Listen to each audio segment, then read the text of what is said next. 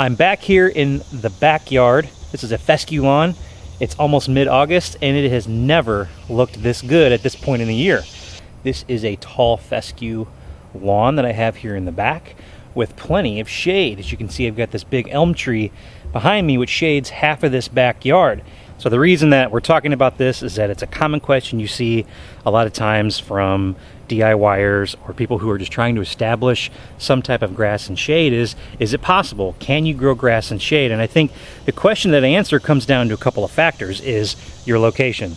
Do you have a warm season grass type? Because if you have either Bermuda or St. Augustine or zoysia for that matter, those grass types hate shade. In fact, they will not grow in shade, so I would not suggest doing that. If you do have those grass types, I would suggest an alternative option like turning it into a landscape bed if you have to. But if you have cool season lawns, you have a little bit more flexibility, and tall fescue is an option for you. There are also some other options that you may consider. So if you're watching this and you do have some shaded areas where you do want to establish a lawn, you're going to go look for things like hard fescue, or you're going to find a fine fescue. There are a couple of caveats with using those grass types. They do have very fine blades, which is actually a good trait for most cool season grasses. But the problem is those grass types tend to lay over a little bit more than, say, a tall fescue lawn would. So if you're establishing those types of grass into a tall fescue lawn that you may already have established now, they're really not going to look good together. And the second part of that is that those grass types tend to be very expensive and hard to find depending on where you look. So if you are looking at and you're watching this video and you want to establish a turf type tall fescue lawn in a shaded area, you can certainly do it, but there are some requirements and things that you have to modify in your management program in order to make it work. The first thing is going to be water. Now, one of the things when you're establishing grass around trees and next to trees is that depending on what type of tree it may be that's providing you with shade, is going to be a shallow root system for the trees where the grass and the tree are competing for water and nutrients.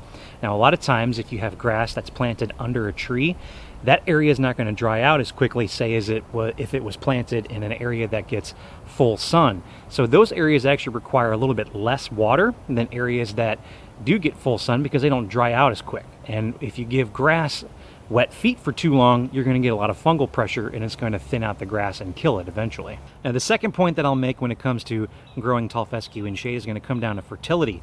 And this is an important one because if you overfeed the grass that you're growing in shade, a lot of times that leads to shallow roots, but more shoot growth, and that's going to cause some issues in the shaded areas because you're not giving the grass a good stable foundation to grow on. You need root development more than you need shoot growth in shaded areas because the grass is already stressed from not getting enough sun.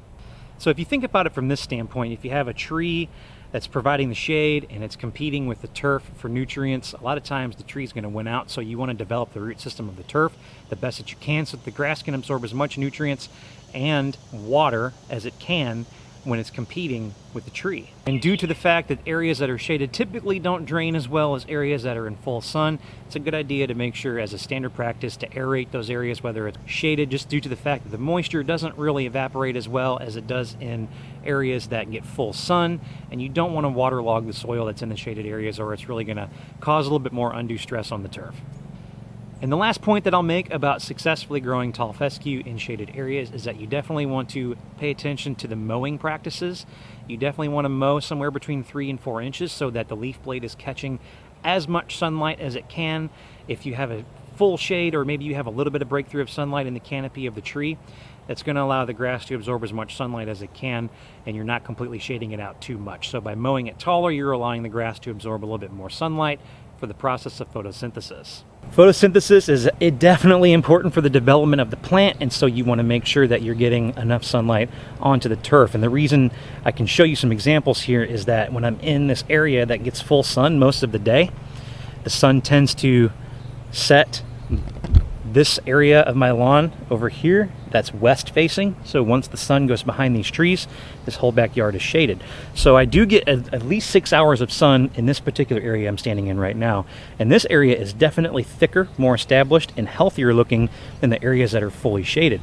If I go up to the areas that are fully shaded, you can definitely tell that it's a little bit more thin in those areas and not standing upright as much because it's not catching as much sunlight. So now that we've talked about the best ways to manage tall fescue in a shaded setting, the most important thing and the biggest factor that's going to come down to is the genetic limitations of the grass seed that you pick. So definitely pick and do some research into the varieties that do best with shade tolerance. I've had really good success with 4th Millennium and also Titanium 2LS. Those are both turf type tall fescue varieties. I'm going to continue to go with that just due to the success that I have had so far in my shaded backyard with those 2 varieties. So as long as you manage accordingly and you have the right type of environment and you pick the best possible seed that you can, that's going to give you the best odds for success going forward. So I really hope that you guys enjoyed this video and enjoyed seeing the process of how I've been able to manage grass growing in the shade in these shaded areas, and you can do it too. So don't forget, give me a like, subscribe to the channel, leave me some comments in the comment section, and I'll catch you guys next time.